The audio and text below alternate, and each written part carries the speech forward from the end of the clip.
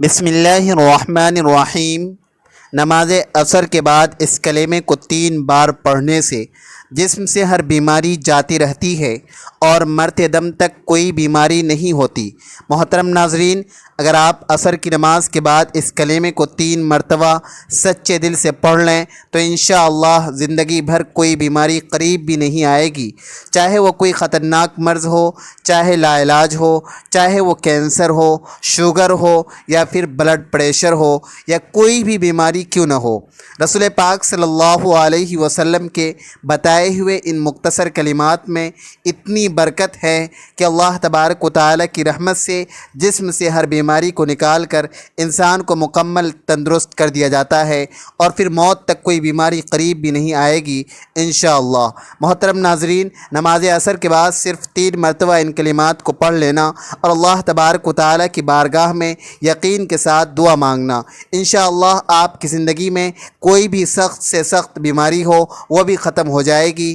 ان کلمات کی تاثیر اس قدر زبردست ہے کہ انسان حیران رہ جاتا ہے کہ اتنے چھوٹے الفاظ میں اتنی بڑی تاثیر کیسے ممکن ہے۔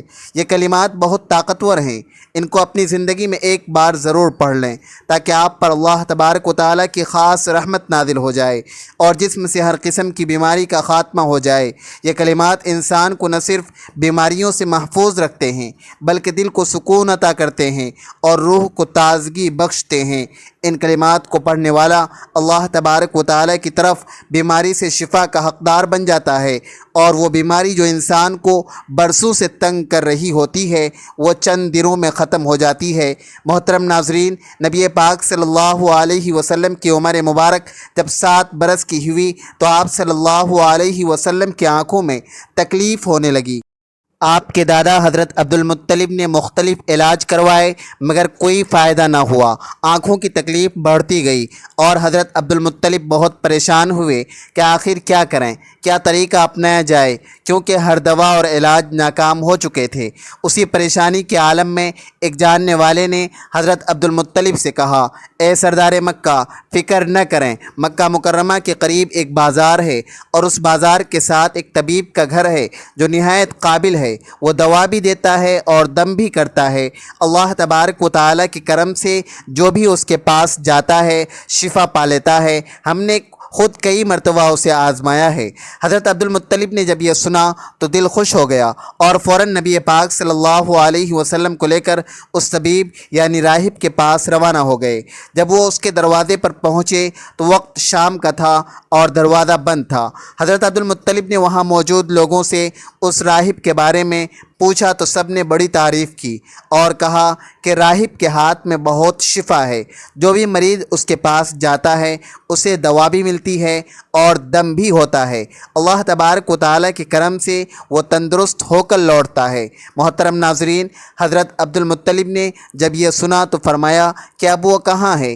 لوگوں نے بتایا کہ وہ تو اپنے گھر پر ہے لیکن دروازہ اب نہیں کھلے گا کیونکہ وہ کئی دن کے لیے عبادت میں مصروف ہو جاتا ہے، دروازہ بند کر کے ایک مخصوص وقت تک باہر نہیں آتا۔ اس بار تو ابھی دروازہ بند ہوا ہی ہے اور پتہ نہیں کب کھلے گا، بعض اوقات تو برسوں تک دروازہ بند ہی رہتا ہے۔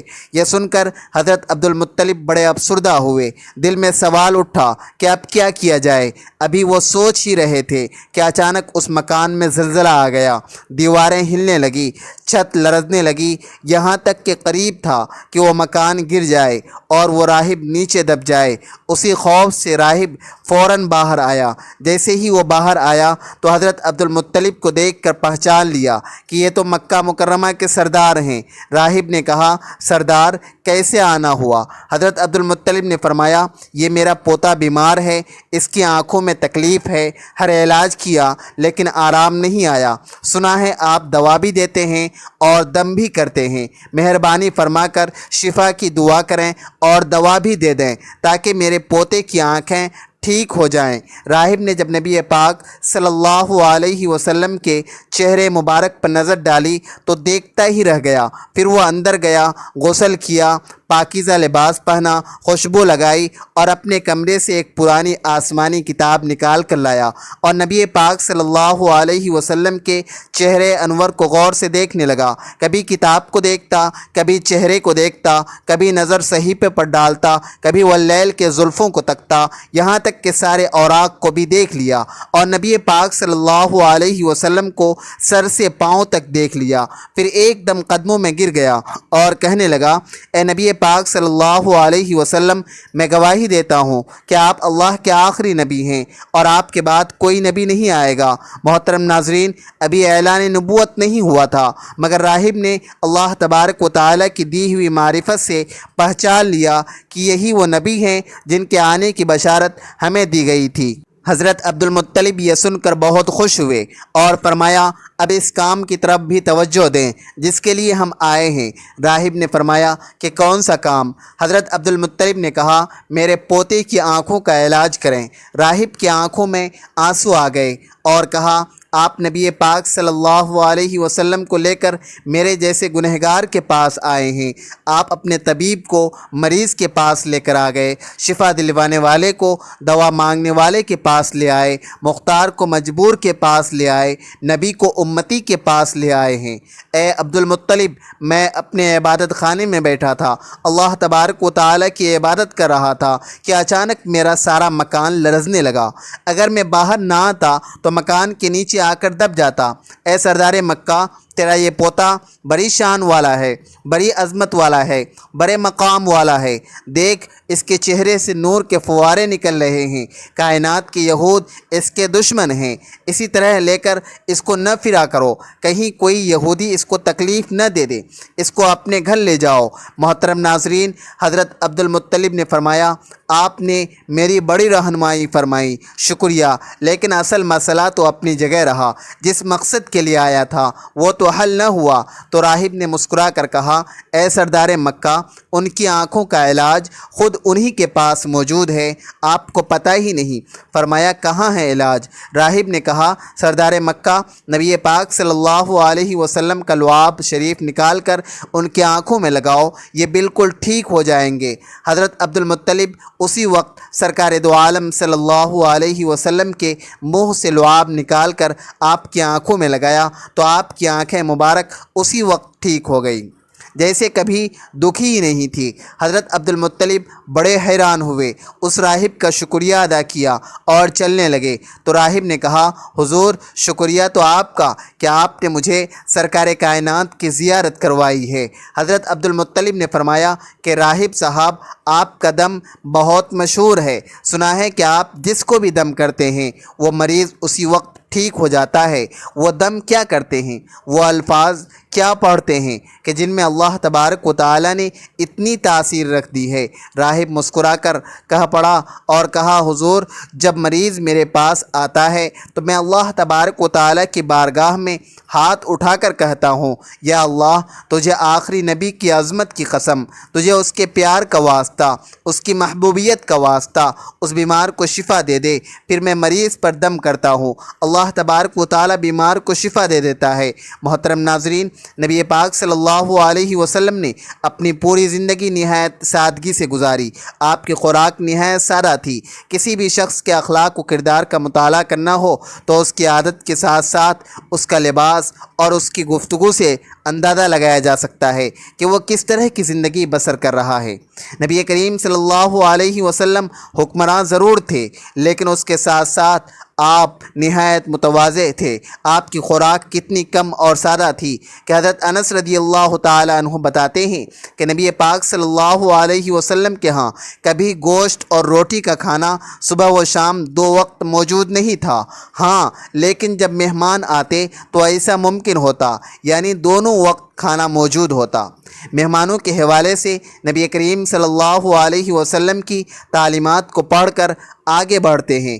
نبی کریم صلی اللہ علیہ وسلم نے ارشاد فرمایا، جو شخص اللہ تبارک و تعالی اور یوم آخرت پر ایمان رکھتا ہے اسے چاہیے کہ وہ مہمان کی عزت افزائی کرے۔ محترم ناظرین، حضرت محمد صلی اللہ علیہ وسلم کی ذات سے ہمیں یہ سیکھنے کو ملتا ہے کہ نبی پاک صلی اللہ علیہ وسلم کی ذات سے برکت لینا بھی باعث شفا ہے، اور جو بھی دل سے ان سے محبت کرتا ہے اللہ تبارک و تعالی اس کی دعاؤں کو شرف قبولیت عطا فرماتا ہے۔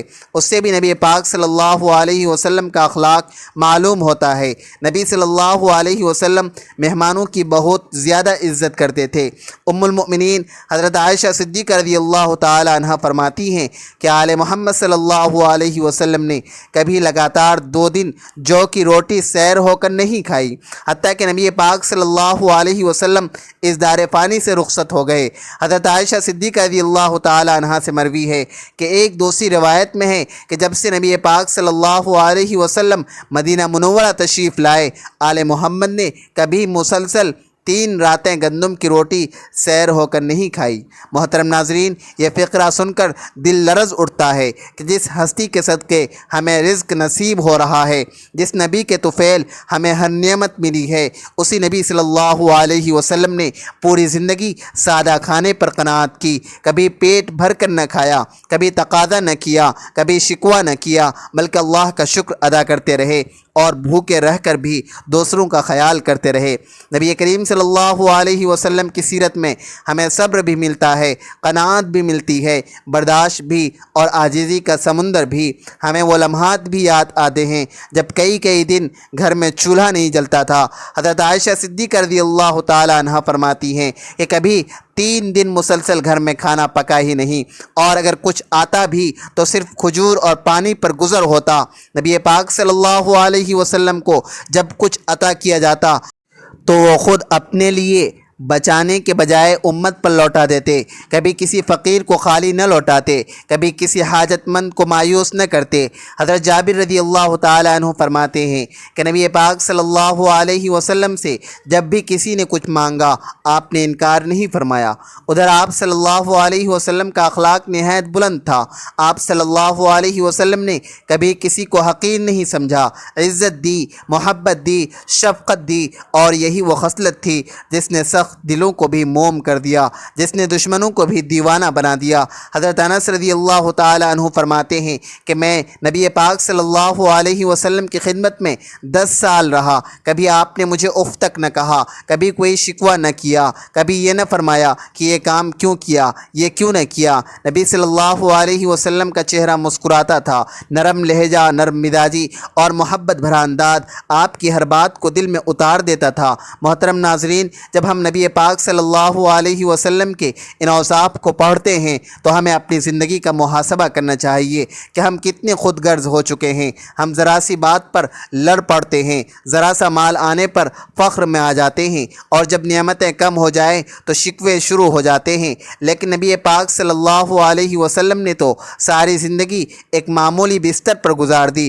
ایک روایت میں آتا ہے کہ حضرت عمر رضی اللہ تعالی عنہ جب نبی پاک صلی اللہ علیہ وسلم کے حجرے مبارک میں داخل ہوئے تو آپ صلی اللہ علیہ وسلم ایک کھجور کی چٹائی پر آرام فرما رہے تھے۔ چٹائی کے نشان آپ کے جسم مبارک پر نمایاں تھے۔ حضرت عمر کی آنکھیں نم ہو گئیں۔ عرض کیا، اے رسول اللہ صلی اللہ علیہ وسلم، کیسر و کسرا ریشمی بستروں پر ہیں اور آپ صلی اللہ علیہ وسلم کی اس چٹائی پر آرام فرما رہے ہیں۔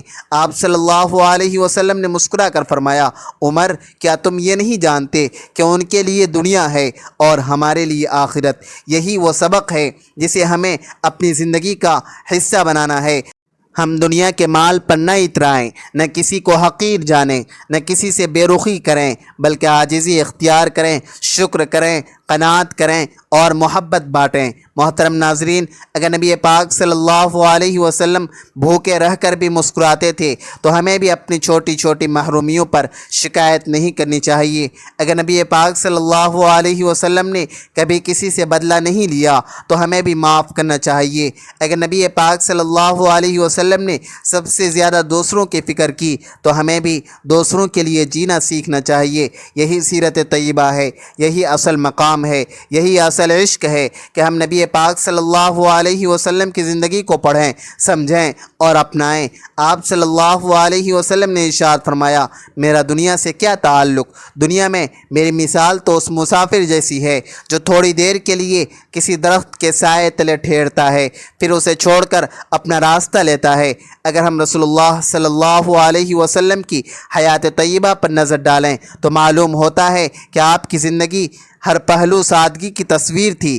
آپ نے نہ صرف اپنی زندگی سادگی سے گزاری بلکہ اپنے صحابہ کی تربیت بھی اسی انداز میں کی کہ دنیا کی بے وقتی کو خوب واضح کیا۔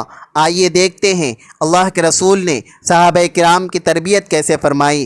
حضرت جابر رضی اللہ تعالیٰ عنہ فرماتے ہیں کہ حضور نبی کریم صلی اللہ علیہ وسلم مدینہ سے آتے ہوئے بازار سے گزرے۔ آپ کے ارد گرد بہت سے صحابہ کرام تھے۔ آپ ان کے ہمراہ تشریف لے جا رہے تھے کہ راستے میں ایک بکری کا مرا ہوا بچہ پڑا تھا۔ اس کے کان چھوٹے تھے۔ آپ نے اس کا کان پکڑ کر فرمایا، ساتھیو تم میں سے کون ہے جو اسے 1 درہم میں لینے پر راضی ہو؟ صحابہ نے عرض کیا، یا رسول اللہ صلی اللہ علیہ وسلم 1 درہم تو بہت بڑی بات ہے، ہم تو 1 پیسے میں بھی لینے کو تیار نہیں، اور اسے لے کر کریں گے کیا؟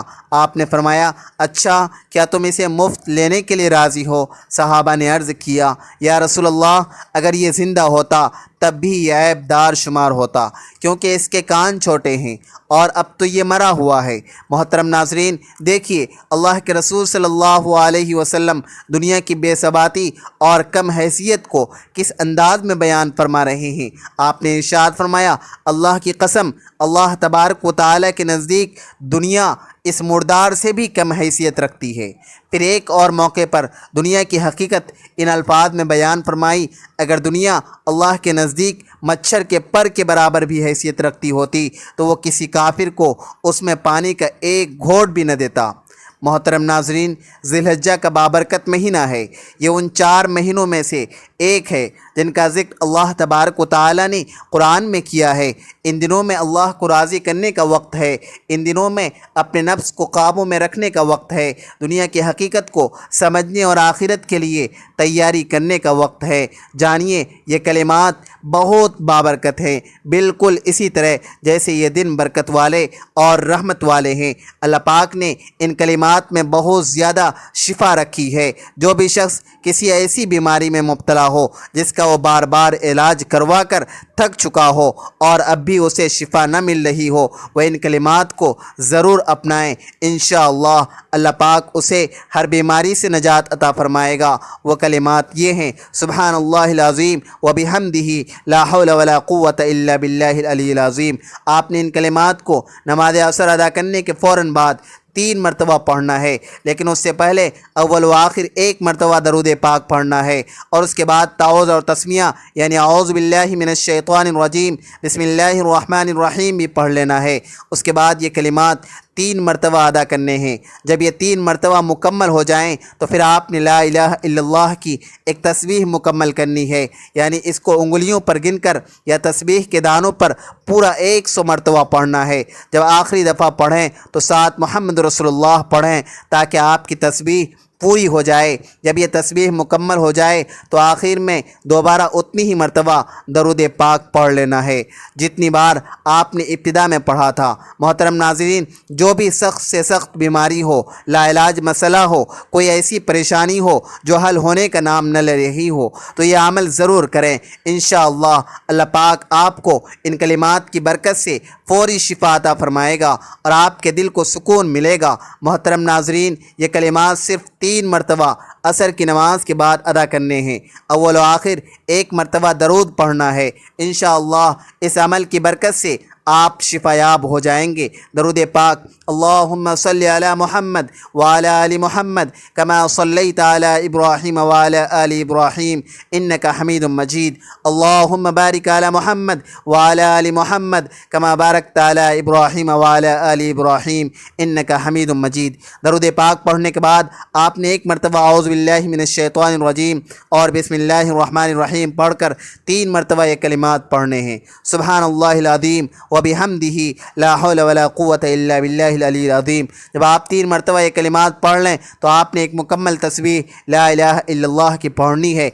मुकम्मल 100 दाने वाली तस्बीह पर गिन कर पढ़ लें, या तस्बीह के दानों पर जब आप 99 दफ़ा ला इलाहा इल्लल्लाह पढ़ लें तो आखिरी दफ़ा आपने पूरा कलिमा पढ़ना है ला इलाहा इल्लल्लाह मुहम्मद रसूलुल्लाह, और उसके बाद आपने फिर दोबारा दरूद पाक पढ़ना है जो आपने शुरू में पढ़ा था। नाज़रीन, आज का ये वजीफ़ा और अमल आपको बता दिया गया है। ये सिर्फ बीमारियों से शिफा के लिए नहीं बल्कि ज़िंदगी के हर पहलू में अल्लाह पाक के पास इनामात को हासिल करने का एक ज़रिया है। ये वो ताकतवर कलिमात हैं जिनमें अल्लाह पाक ने जिस्मानी बीमारियों के साथ साथ रूहानी बेचैनी के लिए भी शिफा रखी है। इन कलिमात को जो शख्स दिल से पढ़ेगा अल्लाह पाक उसके दिल को सुकून अता फरमाएंगे और उसके जिस्म को हर किस्म की तकलीफ़ से महफूज रखेंगे। ये अमल न सिर्फ आम बुखार, दर्द और जिस्म की कमज़ोरी, ब्लड प्रेशर, शुगर जैसे अमराज में मुफीद है, बल्कि जिन बीमारियों को डॉक्टर लाइलाज कह दें जैसे कि कैंसर,